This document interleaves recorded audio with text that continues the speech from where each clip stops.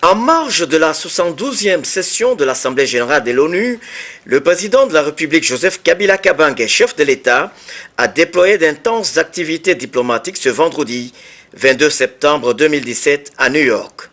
Déjà dans la matinée, le président congolais Joseph Kabila est allé s'entretenir avec le président Alpha Condé de la Guinée, président en exercice de l'Union africaine.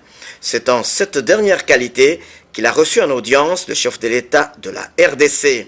L'organisation panafricaine est intéressée et impliquée dans la situation politique congolaise, notamment les processus électoraux en cours.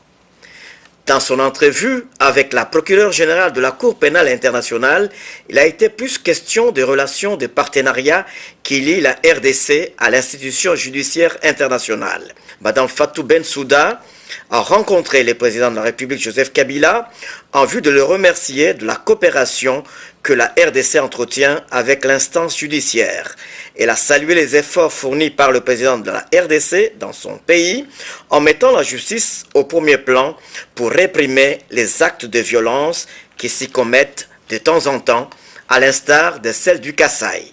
Violence sur lesquels la justice congolaise a ouvert des enquêtes et des procès sont en cours, tout en rappelant que la CPI respecte le principe de la complémentarité et donc fait confiance à la souveraineté judiciaire de chaque pays. Le haut commissaire des Nations Unies pour les droits de l'homme a été la troisième personnalité à échanger avec le chef de l'État congolais, Joseph Kabila Kabange. Encore une fois, la question des droits de l'homme a figuré à l'ordre du jour de cet entretien. M. Zeid Ra'ad Al-Hussein n'a fait aucune déclaration à la presse au sortir de l'audience. À la demande de la partie belge, le président de la République Joseph Kabila Kabange a reçu le Premier ministre du Royaume de Belgique, Charles Michel. Vu les questions évoquées, l'audience s'est déroulée à huis clos. Et l'homme d'État belge s'est abstenu de toute déclaration à la presse.